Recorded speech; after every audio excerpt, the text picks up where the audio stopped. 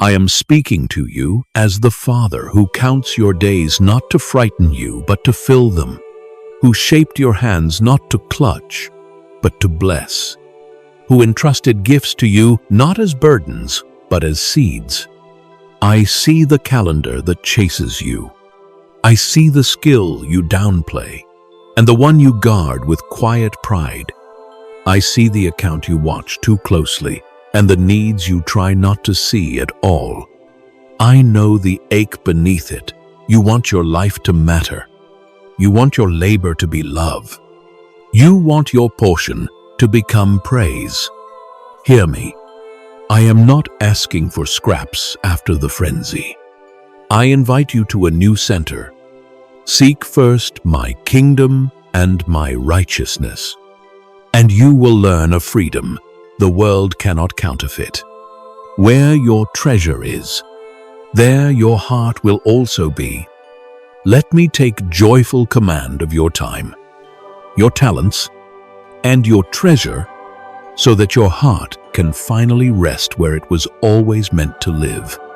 Lift your eyes to the horizon you rarely let yourself contemplate. Moths and rust have more authority over earthly idols than you admit. Thieves wear many faces, panic that steals your peace, envy that steals your joy, fear that steals your sleep.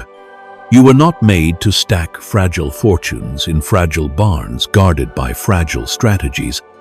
You were made to invest in a kingdom that does not corrode. You were made to carry a lantern that keeps shining when the grid fails. You were made to sow where harvest cannot be cancelled by a headline. No one can serve two masters. Sooner or later, one voice becomes law and the other becomes background noise. Choose me. In choosing, you will not be diminished. You will be aligned. Begin with time, the quiet currency of every love. Time is not an enemy stalking you. Time is a gift I place in your hands each morning like fresh manna. You don't own it. You steward it. You cannot hoard it, but you can plant it. Ask me at the start of the day to number your moments with wisdom. Ask where I am already at work and how you can join. Ask which tasks are yours and which are illusions born of comparison. I will show you that interruptions can be assignments wrapped in plain paper, and that hurry is often a sign you've let lesser things claim the throne. Let me teach you a holy rhythm. Let your mornings begin beneath my word, so your mind can be leveled by truth before the day begins bargaining with your attention. Let your labor become prayer, not because you add religious words to your email or your hammer swing, but because you offer the work itself as worship. Let your pauses be real, pauses in where you breathe and remember that you are a creature, not a machine.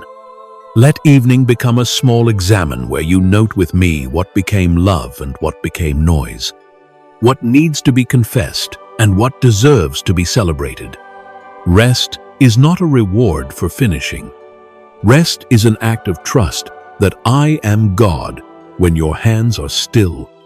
There will always be voices telling you that your worth is in doing more and sleeping less, that your value is in being available to everyone and attentive to everything. Those voices are not mine. Stewardship is not an endless yes.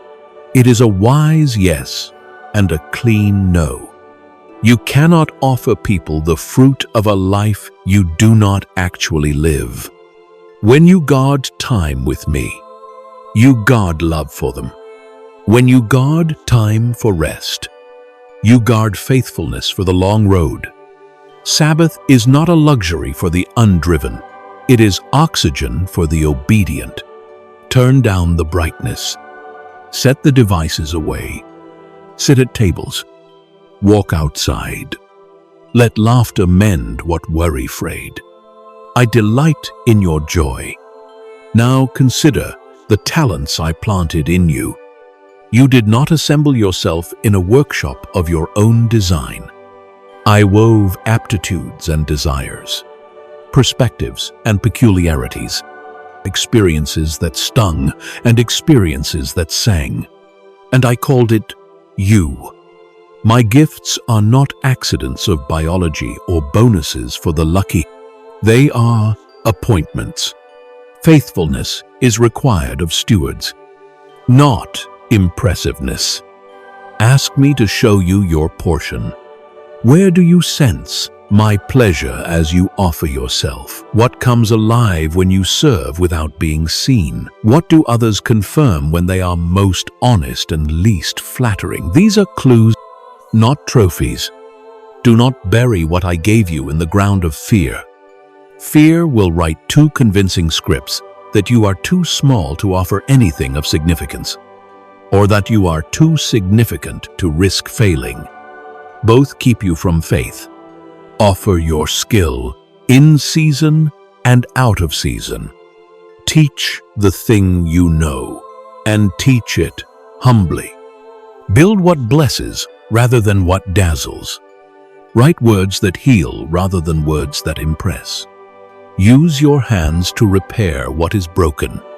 Use your voice to advocate for those the world has learned to ignore. Use your leadership to lift without controlling. Or your analysis to clarify rather than to win. Your creativity to reveal beauty that points beyond itself. Gifts are given to build, not to brand. The body of my son grows when each part supplies what I have entrusted.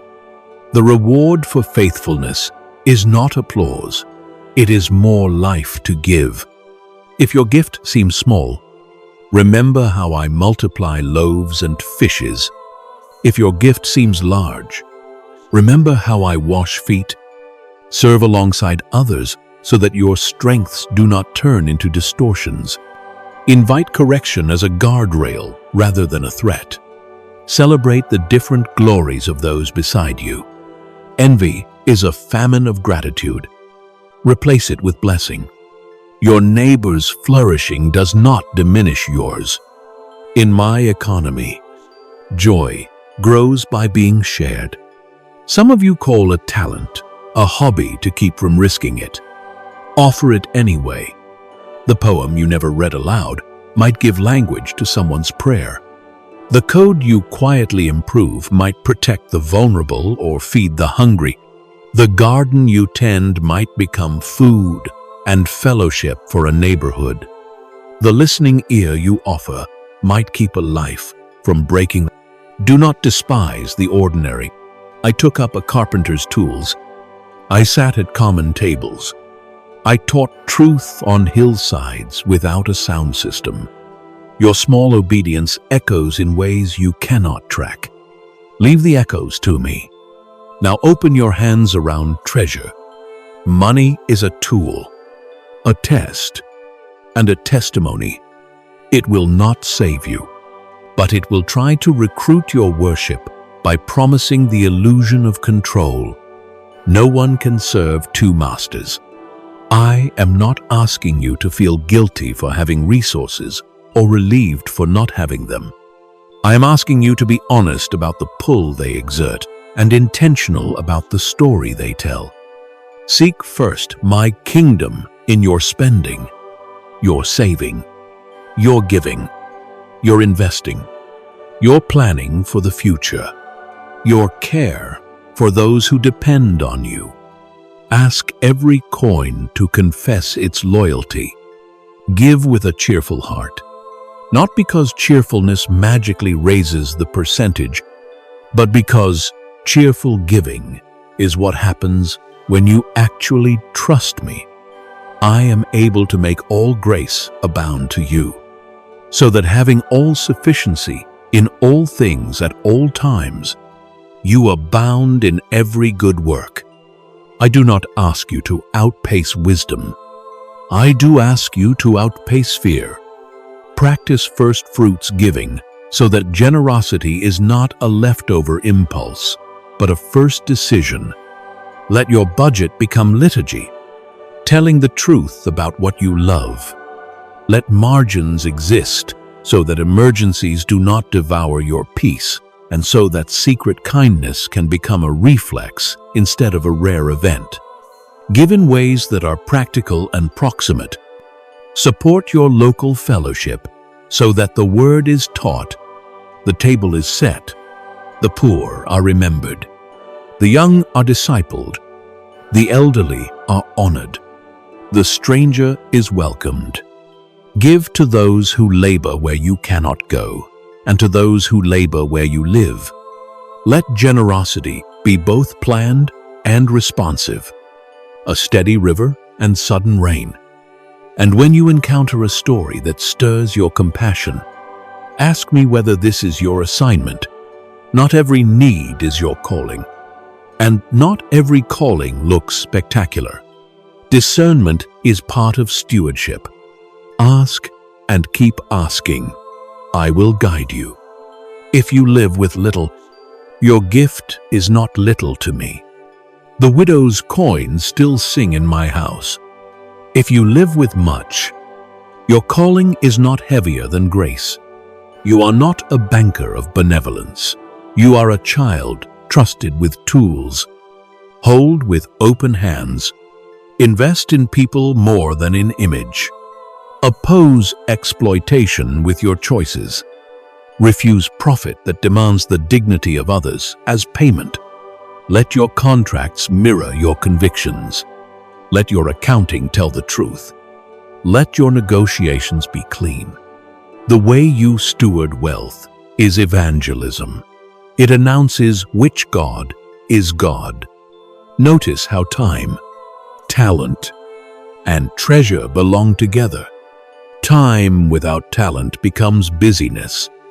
Talent without time becomes potential that never loves. Treasure without both becomes a monument to self. Offer them in concert. Calendar time to serve with your gift so that generosity is not swallowed by urgency. Budget money to fuel your gift so that your calling is not an unfunded mandate. Use your gift to redeem time for others so that the exhausted can breathe. When this threefold cord is woven around love, the ordinary becomes holy. You worry about the future. I am not asking you to ignore wisdom or neglect responsibility.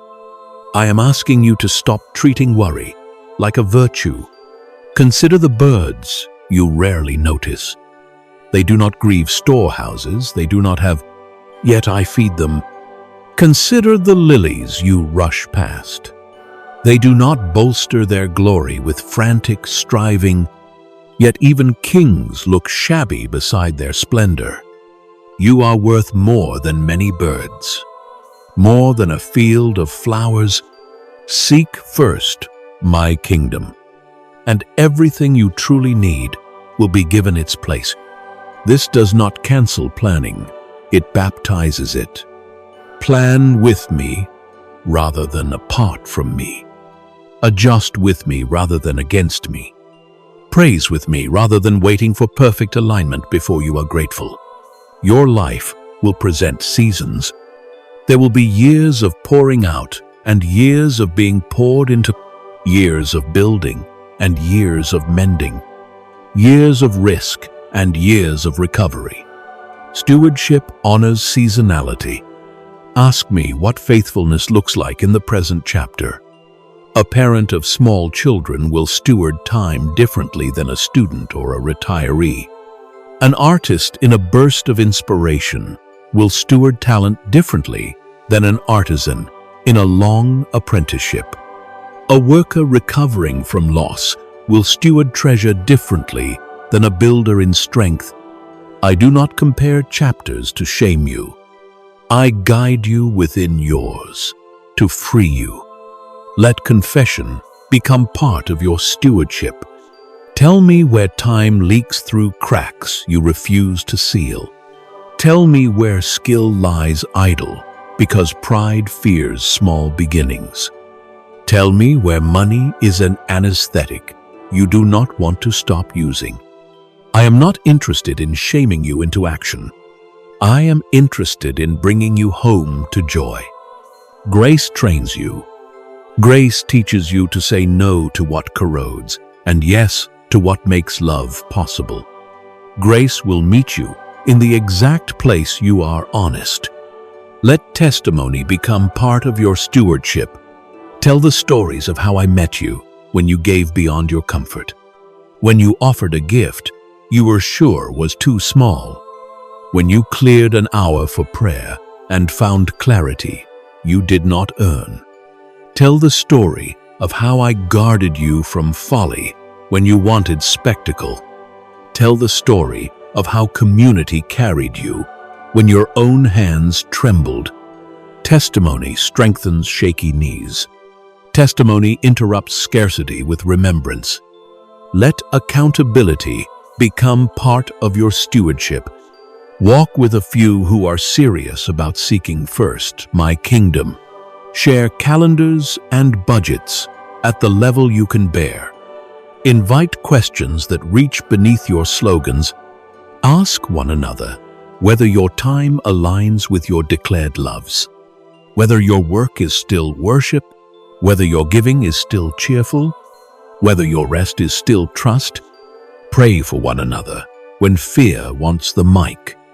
Celebrate faithfulness more loudly than achievement. Correct with tenderness when drift appears. And receive correction without rehearsing your defense. Let imagination become part of your stewardship. Dream holy dreams. How might your skill, joined with another's, bless those who have been missed? How might a room in your home become a table for neighbors who never eat with others? How might your craft create good jobs? How might your spare time teach children to love truth and beauty? How might your savings break a cycle of injustice in a life or a community? Do not be intimidated by scale. Start where the Spirit points, and let me worry about breadth. Some seeds become forests because someone planted one tree where a field was empty. There will be resistance. The world will tell you to keep your hours guarded by anxiety, your gifts guarded by image, your resources guarded by fear. The enemy will offer you kingdoms without a cross. Your flesh will protest at limits and at love. In every resistance, my Spirit will be present to strengthen you. When greed whispers that generosity will leave you exposed, remember that the cross has already borne your exposure, and the resurrection has already promised your future. When sloth whispers that excellence is vanity, remember that I am worthy of your best, and that excellence can be hidden as easily as displayed. When pride whispers that you are your productivity, remember that my Son was my delight before he worked a single miracle. Hear this blessing over your calendar. I sanctify your hours. I release you from the lie that everything urgent is important. I teach you to begin with me, continue with me, and conclude with me. I set holy boundaries where you have said yes to too much. I open holy doors where you have settled for too little. I restore play and wonder to your days, so that you do not forget you are loved. Hear this blessing over your gifts. I awaken what you buried. I prune what grew wild. I set you in teams that protect you from isolation and unmask gifts you did not know you had. I grant courage to try, humility to learn, resilience to repeat, and joy to persist when applause dies down. I turn your craft into consolation for the bruised, your insight into justice for the ignored, your leadership into safety for the small. Hear this blessing over your treasure. I loosen fear's grip and teach your hands the pleasure of open palms. I order your finances with wisdom, making space for generosity for provision, for shared feasting, for strategic mercy. I protect you from schemes that sparkle and from despair that corrodes. I make you rich in good deeds, lavish in kindness, steady in storms. Practice this now, in the quiet where only you and I can hear. Place your day before me. Name 3 moments you know are coming that frighten you or tempt you to rush. Invite me into them ahead of time, Father. Lead. Place your primary gift before me. Picture offering it without pretense to the person who most needs it this week. Ask for a name. Ask for a time. Picture doing it quietly. Not because secrecy makes it holier, but because love makes it clean. Place your money before me. Ask for one act of generosity this week that is concrete and cheerful. Ask for one habit you can change, so generosity becomes a rhythm rather than a stunt. Ask for courage to begin. Do not wait for perfect conditions. Start with what you have. 5 loaves feed thousands when you bring them to me. A widow's coin shakes heaven when given in trust. An afternoon given to a child repairs futures you will never see. A letter written to someone discouraged becomes a hinge in a story. A porch opened to neighbors becomes a fellowship hall. A skill humbly offered becomes deliverance. A budget reoriented becomes a sermon louder than words. My kingdom is not a theory. It is a present reality, expanding like yeast through dough, like seed in soil, like light through cracks. When you steward time with me, talents through me, and treasure for me, you join that expansion. You begin to taste a life that leaves peace behind wherever it passes. You discover that control loosens its claws because love has learned to lead. You sleep better because your days sing the same song your soul sings. Yours is the kingdom, the power, and the glory. Walk forward now, not under pressure, but under promise. I will never ask from you what I will not supply within you. I will never waste what you entrust. I will complete the work I begin. Seek first, sow freely, serve gladly, rest deeply. Watch how I turn your ordinary obedience into shelter for others and strength for you.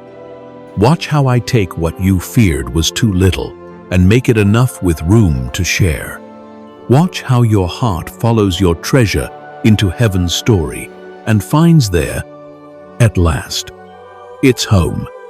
With everlasting love, your heavenly Father